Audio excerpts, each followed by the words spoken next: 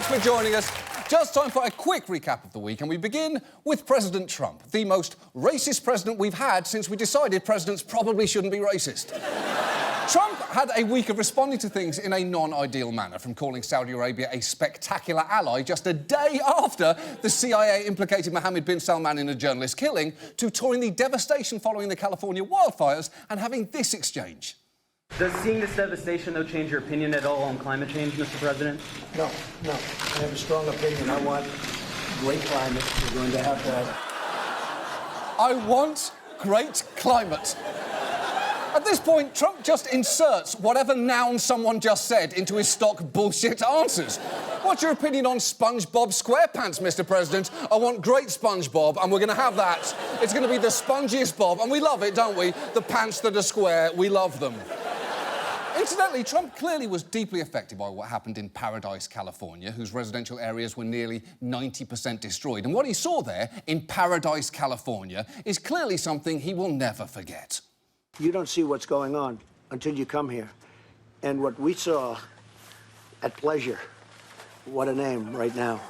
But what we just saw, we just left Pleasure. Paradise. For Paradise. You have to remember the name. You were just there. The most amazing part of that is not just the entirely predictable mistake, it's the face of the governor of California as it unfolds. What we saw at Pleasure, what a name right now. But what we just saw, we just left Pleasure. Paradise. For Paradise. You can actually see it hitting him thinking, let it go, he only said it once, there's no way he'll say it again. Then realising, fuck it, we're going to have to do something. And by the way, fuck it, we're going to have to do something should really be the title of every history of the Trump era. But perhaps Trump's weirdest unforced error this week was during a Medal of Freedom ceremony where, in honouring the late Antonin Scalia, he abandoned the prepared text at one point. See if you can spot where. Joining us for this ceremony is his wife, Maureen, who's become a great friend of my family, myself, and their 9 children, Anne, Jean, John, Catherine, Mary Claire, Paul, Matthew, Christopher, and Meg. You were very busy. Wow. Wow. I always knew I liked him. What are you doing, you strange, strange man? You're essentially saying, I liked your dead husband because I like people who fuck a lot because I fuck a lot. Guess what? I just took a speech about your dead husband and I made it about me fucking a lot. Sorry for your loss. Come get your medal. Well, look, instead of getting bogged down again in Trump, let's instead talk about Brexit, which has always been a name way too cute for something so destructively stupid. It's like hearing your friend decided to shove a snake up what he insists on calling his snass hole. No, you don't get a portmanteau. You did something very stupid, and I want my snake back. Now, you might remember 2 years ago, Britain voted to leave the EU, and this week, Prime Minister Theresa May presented a draft deal for how that's going to happen. It needs to pass through Parliament, and for a sense of how likely that is, just listen to the response she got in the chamber. It is a draft treaty that means that we will leave the EU in a smooth and orderly way on the 29th of March 2019. Holy shit! They just laughed in her face at the concept of this going well. And on one hand, I know that must have been a humiliating moment for her, but I still have to ask, Prime Minister, what was it like getting a laugh in England? Was it nice? I bet it was nice. I never managed it myself, but in my dreams, it's always nice. But the reason they're laughing is that whatever Brexit is going to be, it's not going to be orderly, it's going to be a shit show. Picture a dozen toddlers trying to split a cheque, or an orgy in Italy organised by cats. It's going to be that level of clusterfuck. What's happening is very complicated, but let me try and explain. Politicians who wanted to remain in the EU hate this deal for obvious reasons, and the politicians who wanted to leave also hate this deal because it's not what they promised people, which was that the EU would let Britain leave with all the benefits of membership and no consequences. So pro-Brexit politicians are now basically parents who promised their daughter a unicorn. Theresa May is presenting them a horse with an ice cream cone glued to its head. And they're saying, no, that's unacceptable. Get our daughter a real unicorn or she'll think that we lied to her. But you did lie, you fucking idiots. So you better put a bow on that ice cream horse or get ready for a very hard conversation. Theresa May's deal looked doomed from the start, as it had barely been announced before this happened. The British Prime Minister, Theresa May, appears to be growing politically weaker by the day as 7 members of her own government quit. Even Dominic Raab, the very person leading the Brexit negotiations with Brussels, resigned. It's true. Even the person who negotiated the deal resigned because of how bad it is. That is crazy. It's like if you woke up after major surgery and the surgeon told you he quit being a doctor because of how your operation went. Wait, what the fuck happened? What did you do? So the wheels are clearly coming off, and considering the pro-Brexit campaign was criticised for a misleading use of data and statistics, it really doesn't help matters that one government minister, Rory Stewart, tried to sell the deal during a radio interview like this. The reason why 80% of the British public support this deal is because what it does 80% of the British public support this deal? The Okay, draft deal? How on earth do we know that yet? Okay, let me back on that still. Where did 80% come from? I'm a bit Well, confused. sorry, I'm producing a number to try to illustrate what I believe. Wait. You don't get to make up numbers to show your feelings. And if you are going to do that, at least make up some fun ones. The fact is, 40% of the British public supports this deal. That's 12 out of every 411 people in Britain. And for the record, when pollsters gave people the options of May's deal, no deal or no Brexit at all, more than half chose no Brexit. So what happens next is not at all clear. And don't just take that from me. Take it from someone whose job it is to know this. Where are we in all of this Brexit process? You know what? People like me are paid, aren't we, to have insight and foresight and hindsight about these things and to be able to project where we're going to go. To be quite honest, looking at things right now, I haven't got the foggiest idea what is going to happen in the coming weeks. Is the Prime Minister going to get a deal with the EU? Don't know. Is she going to be able to get it through the Commons? Don't know about that either. Yeah, I feel you, buddy. Your glasses and your accent say I have valuable information to impart, but your words say the world may have finally slipped into a chaos so dark and incoherent that the only thing I can say right now is, dunno. We are truly brothers, outmatched British dweeb. It's been quite a year. So basically, no one has the foggiest, and the crazy thing is the people of the UK aren't even going to be able to see this segment because we showed that House of Commons clip earlier, and as we've discussed before on this show, in the UK, it's illegal to use parliamentary footage for the purposes of comedy, even when the footage is of Parliament literally laughing at someone.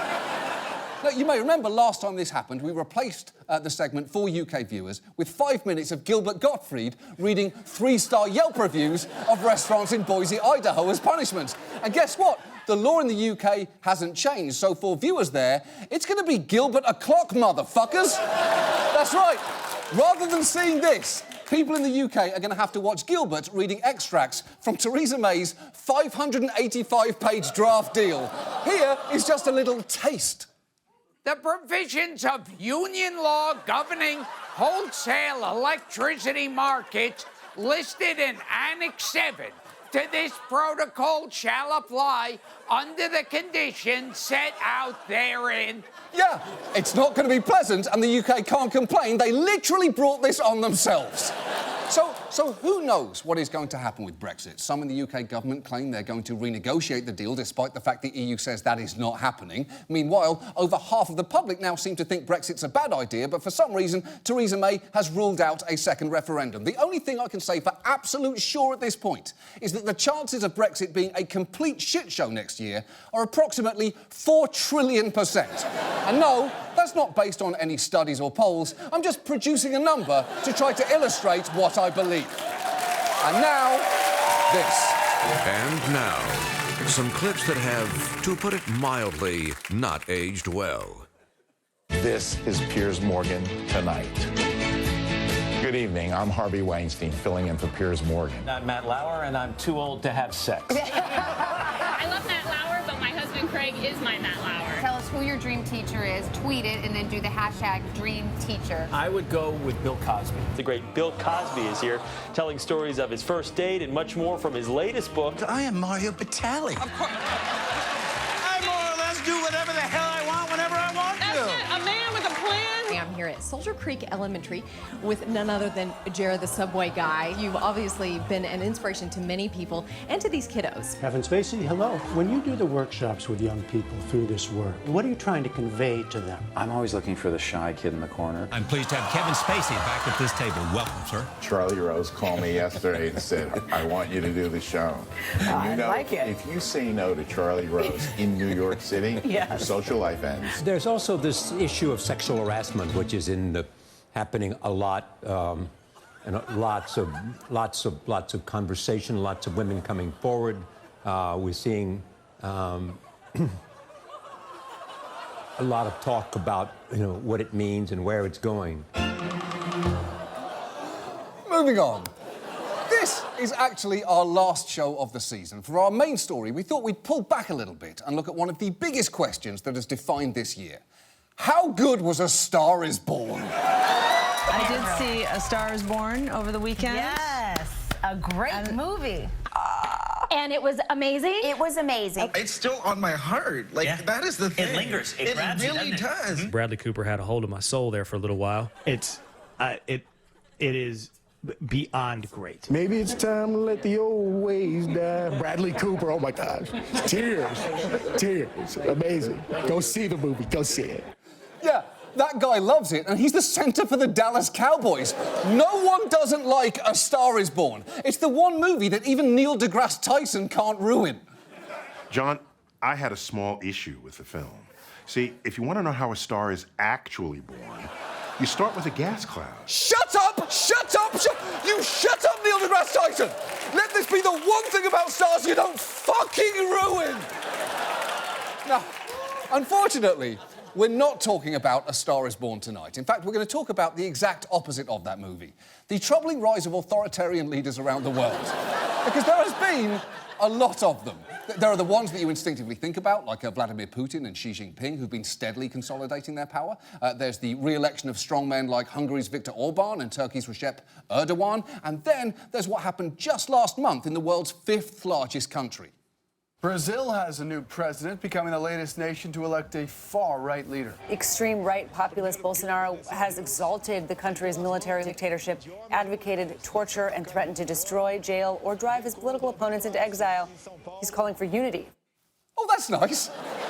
He's calling for unity, is he? Yeah, the problem is he expressed an affection for torture and dictatorship before that, and political platforms are a bit like Tinder profiles. Once you advocate torture, it doesn't really matter what else you say. It's all people are going to remember, and for good reason. And look, while no two authoritarian leaders are the same, the global trend toward them is alarming, especially because in many cases people are actively choosing them. A report recently concluded that 1/3 of the world's population lives in a backsliding democracy. And that is why there's a pretty good chance that you may have been watching the news at some point this year and found yourself saying, what the fuck is happening to the world and why? So tonight, let's look at 3 common traits that authoritarian leaders tend to have to try and figure out what can make them so appealing to people and to what extent this country is in danger of heading in the same direction. And the first trait is projecting strength. Authoritarians tend to love grand displays of force, like the military parades featuring weaponry that you see in places like China, North Korea, Venezuela, and Russia, where they'll even sometimes throw in a surprise musical number.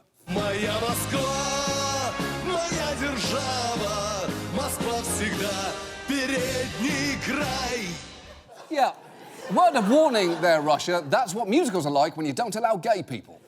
Now, experts will tell you that spectacles like those serve a purpose, as many authoritarians project strength out of a real concern that they may be seen as illegitimate, in kind of the same way that a man who is insecure about his penis buys a motorcycle, or takes up bodybuilding, or invents the Tesla.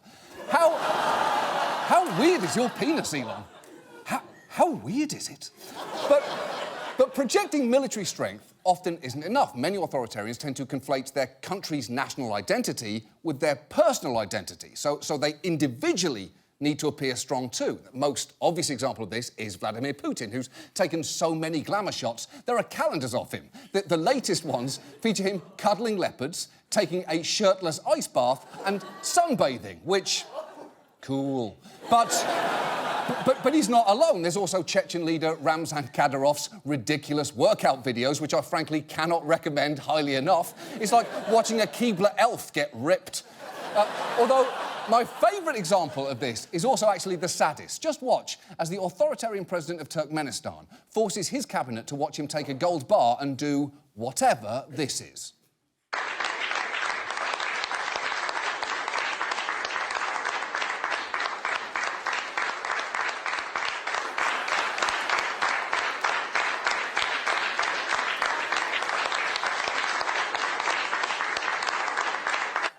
Wow. When you go to work tomorrow and you're forced to laugh at your supervisor's dumb jokes, just spare a thought for the people who had to give a standing ovation to their boss for lifting a golden curtain rod.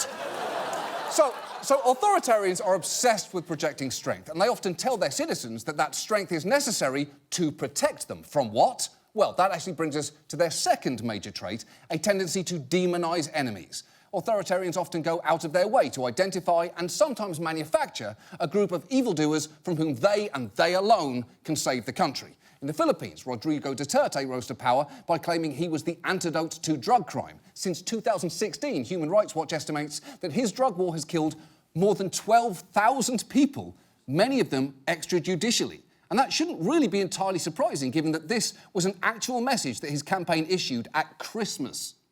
Alam ninyo, ako'y tao lamang.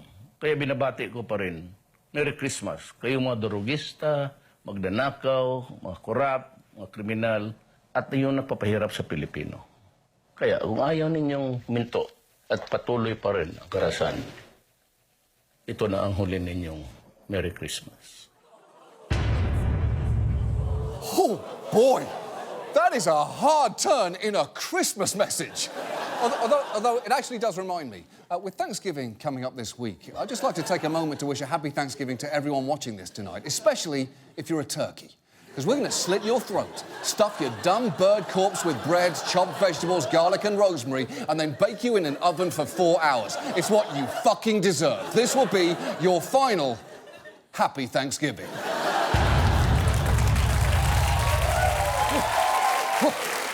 Sorry. Where was I? Oh, that's right. Authoritarians need enemies. Because one of their greatest appeals is making a complicated world simple. If you're under attack, or you've been made to feel that way, it is nice to have a charismatic individual say, fuck the rules, fuck the system, I've got this. That's an impulse that we're all vulnerable to. Take me, I believe in the separation of powers and the rule of law. But if America were to descend into a civil war and someone said, hey, what if we just let Tom Hanks figure it out?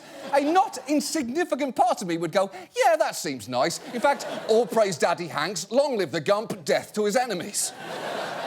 When people are frightened, they can be more susceptible to authoritarians. That is why, if a real threat doesn't present itself, strong men will sometimes make one up, often targeting a group that's persecuted to begin with, like immigrants or minorities. Viktor Orban's rightward turn in Hungary has been accompanied by stoking fear of Muslims and refugees. And when Putin was facing a dip in popularity a few years ago, he went after gay people, suggesting that homosexuality was a weapon of the EU to weaken Russia, which, yes, sounds ridiculous, but judging by this man, the message may have got across.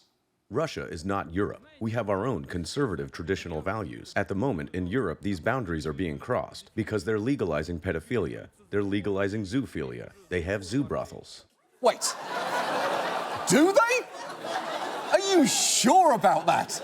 Because I'm pretty confident that there is no such thing as a zoo brothel. A zoo brothel is, if anything, just a regular zoo where you can slip the zookeeper $20 to leave you alone in the penguin area. And you would hope... Don't think about that if you don't like it. Just don't absorb it. Just don't absorb the idea in your mind. And you would hope that an independent press or an opposition party might push back on that sort of bullshit, which actually brings us to our final key trait, which is dismantling institutions. Because as they gain power, authoritarians will try to weaken any check on them. Journalists in authoritarian regimes are frequently threatened, imprisoned, killed, or in Putin's Russia, have tragic accidents that hopefully others may learn from. And authoritarians will also attack even more foundational checks and balances like courts and legislatures. In recent years, the structures of government in Turkey, China, Hungary and Venezuela have all been modified to consolidate power under their leaders. And as Poland becomes increasingly authoritarian, their de facto leader no longer has to worry about the country's highest judge, or indeed many other judges, because his party cleverly managed to force them out simply by lowering their retirement age. And when some judges showed up to work anyway in protest, a government official had this patronising response. They can enter the building, they can be there, they can be there as guests, but they cannot work as judges because they are retired. Yeah, you know what? I really don't blame those judges for being furious about that, because as we all now know, there are only two ways to really piss off a judge. One, force them into retirement, or two, ask how many brews they'd usually pound when working out with PJ and Squee. They don't like that at all. So look, projecting strength, demonising enemies and dismantling institutions are very broadly some key things that authoritarians do. And if you're wondering who would ever want a leader who does that, the answer is lots of people. Many people support Duterte, not despite his authoritarian tendencies, but because of them. Filipinos have become too disorderly and comfortable. I think we need a president that can implement measures and discipline us. It's so obvious that the media is biased because they only show the killings. Why don't they show the other stuff he's doing, like all the infrastructure he's building? Wait, what? It is incredible to hear someone brushing off killings and complaining that more attention should be paid to infrastructure. She must be the only person in the world who could hear a story about a government death squad throwing someone off a bridge and say, wait, tell me more about that bridge. Sturdy enough for a whole squad, you say? Very impressive. And look, as we have gone through each of these traits, you may have found yourself thinking, uh-oh, some of these are ringing a bell. So, unfortunately, we do now have to bring the story back around to this guy, our current president, because he definitely exhibits many of the things that you've seen so far tonight. He loves appearing strong. He actually wanted a military parade. And when it comes to demonising enemies, he's gleefully gone after immigrants and other marginalised groups, as well as picking aggressively optional battles with Canada, the NFL, Mark Cuban, the FBI, Robert De Niro, the 2017 Emmy Awards, Puerto Rico, the Postal Service, an upscale farm-to-table restaurant in Lexington, Virginia, the NSA, LeVar Ball, the City of Chicago, the Mayor of London, the CEO of Merck, Nordstrom, and Chrissy fucking Teigen. And that is only counting the Twitter feuds. And Trump has openly expressed admiration for many of the authoritarians you've seen, including specifically praising Duterte for the unbelievable job he was doing cleaning up crime in the Philippines. Trump even once retweeted a parody account that attributed to him the quote, "It is better to live one day as a lion than 100 years as a sheep," which isn't actually something that Trump said. It's a slogan Mussolini used. That's right, it was synonymous with Pastor Hitler. And when that was pointed out to Trump, this was his response. Did you know it was Mussolini? It's okay to know it's Mussolini. Look, Mussolini was Mussolini. It's okay to. It's a very good quote. It's a very interesting quote, and I know it. I saw it. I saw what, and I know who said it. But what difference does it make whether it's Mussolini or somebody else? It's certainly a very interesting quote. You want to be associated with a fascist?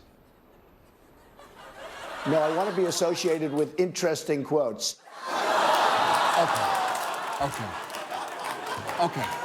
Okay. So first, let's agree, there's a roughly 50% chance that Donald Trump thinks that Mussolini is just an Italian moose. It's a coin flip. And second, if being associated with interesting quotes is the goal, there are better ones. Many of them attributed to people who have committed far fewer war crimes. How about this one? Another thing I like to do is give my vagina a little vitamin D. Trump didn't say that, Shailene Woodley did, but it's a very interesting quote and one I think we should associate Trump with. And it's worth noting, that was from before he was elected president. His entire tone on the campaign trail was of an unapologetic strongman. I'm going to bomb the shit out of him. It's true. I don't care. I don't care. Like to punch him in the face, I'll tell you. Gitmo, we're keeping that open, and we're going to load it up with bad dudes. We're going to load it up with a lot of bad dudes. Torture works, okay, folks? Torture, have these guys. Torture doesn't work. Believe me, it works, okay? Wow. So, bomb, punch, imprison, torture. We just need to see Trump lift a gold bar and do a topless calendar shoot, and we've basically got authoritarian bingo right there. And the thing is, people liked that. In fact, it may be the thing about Trump they liked the most. Watch how his supporters responded when he described how Putin deals with journalists. And then they said, you know, he's killed reporters. And I don't like that. I'm totally against that. By the way, I hate some of these people, but I'd never kill them. I hate them. No, these people, honestly, I'll be honest. I would never kill them. I would never do that. Let's see. No, I wouldn't. I would never kill them. But I do hate them. And some of them are such lying, disgusting people. It's true. It's true. It's true. Now, that is legitimately scary, because I know that Trump is kidding there, but I'm not sure that everyone in that audience is. And they are flirting with something very dangerous, because Trump will do anything if it gets a big enough cheer. The difference between him joking about something and actually doing it is only about 30 decibels on the applausometer. So the real worry here isn't just that Trump sounds like an authoritarian, it's that many people in this country like the way that sounds. We need somebody that's tough. Trump just shows toughness, and I love that. Finally got somebody with some balls. He's a man that says what he says, and he doesn't back down. And that's why I like him. I'm going to feel safer in our country with him as a president. Let me tell you, if Jesus Christ gets down off the cross and told me Trump is with Russia, I would tell him, hold on a second, I need to check with the president if it's true. I honestly don't know what's more depressing there. The thought of that man believing that Trump over Jesus, or the thought of Jesus coming back as someone who won't shut up about Trump and Russia. Jesus, we get it. Yeah, we all agree with you, but, you know, we get it. Yeah. No, I didn't see Maddow Jesus. Was she on fire? So, it's pretty clear by this point that Trump shares many characteristics with authoritarian leaders, and yet we're not currently an authoritarian state. So why is that? Well, thankfully, while Trump has done terrible things as president, our institutions, generally speaking, so far, have been just strong enough to hold up against his most authoritarian instincts. He's not managed to shut down the Mueller investigation yet. He apparently wants to end birthright citizenship, but that's not something a president can do. And just this week, his efforts to ban a CNN reporter from the White House were halted by a judge that he himself had appointed, and that's good. But there's no doubt Trump is testing the system. Appointing this well-dressed fire hydrant as his acting attorney general is a worrying sign, as are his repeated attempts to delegitimize elections by declaring results that he doesn't like fraudulent. So people do need to remain vigilant, and that is the key thing here.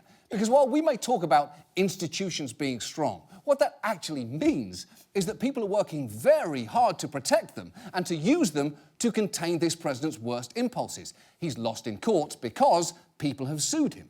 He's kept the Russia investigation going because his advisors know there would be a public outcry if he stopped it. And to the extent that Congress is able to check him going forward, it's because people turned up at the midterms. And it is going to be even more important to keep doing those things, because the world is dabbling with something very dangerous right now, and America needs to be careful. And look, I know democracy can be, often by design, frustrating. Checks and balances can be irritating and slow and might not deliver the outcome that you wanted, but removing them opens the door to something much worse. And that is true whether you live in Russia, Turkey, Hungary, the Philippines, Brazil, or, yes, the United States. And I know that America is a different country with a different history and, thankfully, more resilient institutions. But that is no cause for complacency, because the truth is, the honest answer to could authoritarianism happen here is, and possibly always will be, no. I think no. Probably no. And now, this. And now, sportscasters who are a little too enthusiastic about sports they're casting. You know what? No, not and now that. Every week I read these stupid title cards, but I'm capable of so much more. I studied Shakespeare. I do impressions. Are you talking to me? Are you talking to me? That's De Niro. Not bad, right? Well, that's all you get. I'm out of here. And now, the cold, inky blackness of space. How do you like that, assholes? Moving on. So, as this is our final episode of the year, we wanted to thank you so much for watching. We had a lot of fun, despite, you know, the world. We started a crisis pregnancy centre. We had Wilma Valderrama in a bird suit. We wrote a book about Mike Pence's rabbit, and you bought it. You bought it a lot, raising a huge amount of money for the Trevor Project and AIDS United. Thank you so much for doing that. We did an episode on Xi Jinping that got HBO's website temporarily blocked in China. Whoops. We talked to Anita Hill about her experiences in a depressingly prescient interview, and we put Gritty on our Dog Supreme Court. But a quick update about my personal favourite moment from this year, because by now, you probably know that we sometimes like to buy stupid things. For instance, last year, we bought 5 wax presidents, Carter, Nixon, Harding, Clinton and Harrison, and we made a movie about the life of Warren G. Harding with Laura Linney. We actually promised you that we would try and find a way to use the rest of the presidents, but we never properly got around to it. Well, this year, we bought something even dumber, because when Russell Crowe held his divorce auction, we bought a bunch of his memorabilia, including his jockstrap from the 2005 film Cinderella Man, which we then donated to one of the last blockbusters in Alaska. And to his immense credit, Russell Crowe used the money that we paid to fund the John Oliver Koala Chlamydia Award at the Australia Zoo, that is a burn so harsh that only koalas with chlamydia can sympathise. It was a truly life-affirming sequence of events, although I'm sorry to say that I do have a sad update on the Alaskan blockbuster part of that story. Alaska's last 2 Blockbuster video stores are calling it quits. John Oliver tried to draw a little attention to these stores to save them. He gave them a leather jockstrap that Russell Crowe wore in the movie Cinderella Man. Would call attention to. Sure, incredibly, that did not help. Well, first, fuck you, just a little bit. A little bit. But, you know, it is very sad, although I will be honest, I didn't really expect the jockstrap to save Blockbuster completely. As amazing as Russell Crowe's leather scrotum holster is, I didn't really think it had the power to make Netflix disappear. Now, if you are wondering what happened to all of Russell Crowe's merchandise, I have good news and bad news. The good news is there's actually 1 remaining Blockbuster in America. It's in Oregon, and all the items were sent there. The bad news is one of them went missing. And tragically, it was the jockstrap. There were actually numerous stories about its disappearance. And I am sorry to tell you that we have no idea where Russell Crowe's jockstrap is. We don't. We simply don't. Except for the fact that we actually do. In fact, not only do we know where that jockstrap is, we asked ourselves what would be the single dumbest possible way to pay tribute to the most wonderfully stupid thing that happened this year. And the answer, we hope you will agree, was this. All right, listen up. We've robbed banks, museums, casinos, but this is the big one. The greatest heist of all time. We're gonna steal Russell Crowe's jockstrap from the 2005 film Cinderella Man.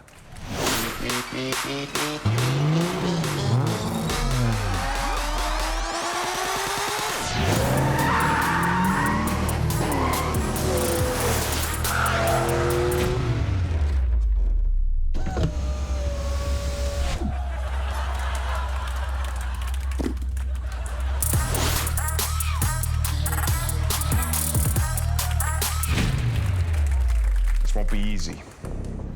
That's why I've hired the best of the best. Tricky Dick, the best damn explosives man in New York City. Jimmy C-Note, Mr. Fix-It himself. There's no ride he can't chop. Willie Pneumonia, a sick man with a sick rap sheet. And Billy Wheels, the man with the master...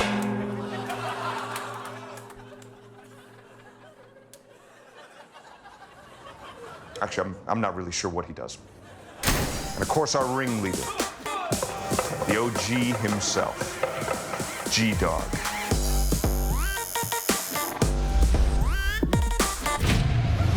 Like I said, this won't be easy. This could get messy.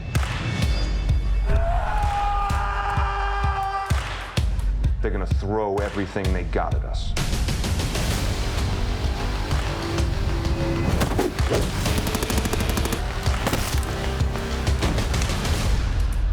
You ready to do this?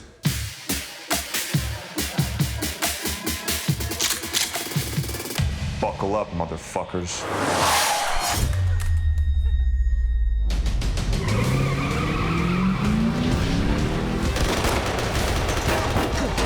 These guys are everywhere. Cover me.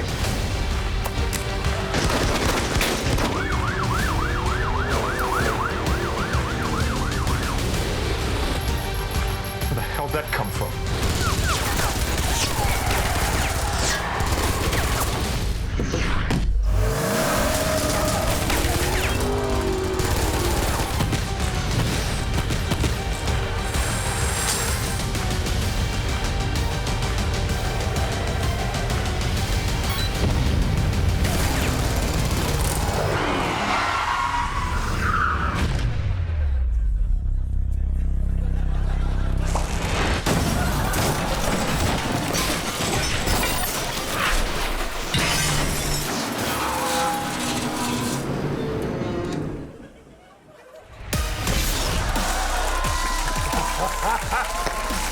That's how it's done!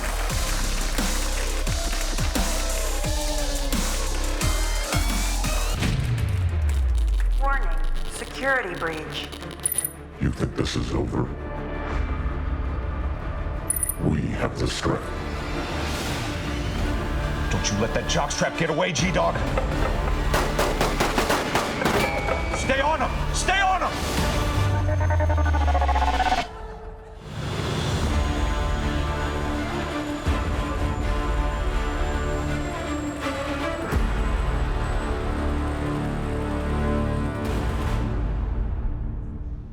Who the hell do these guys work for?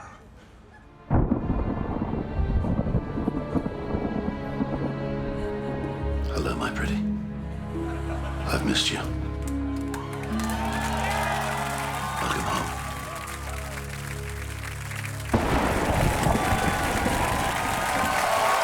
That's our show. Our thanks to Armie Hammer, Russell Crowe, and the boys. Thanks so much for watching this year. We'll be back in February. Good night. Are you not entertained? Are you not entertained?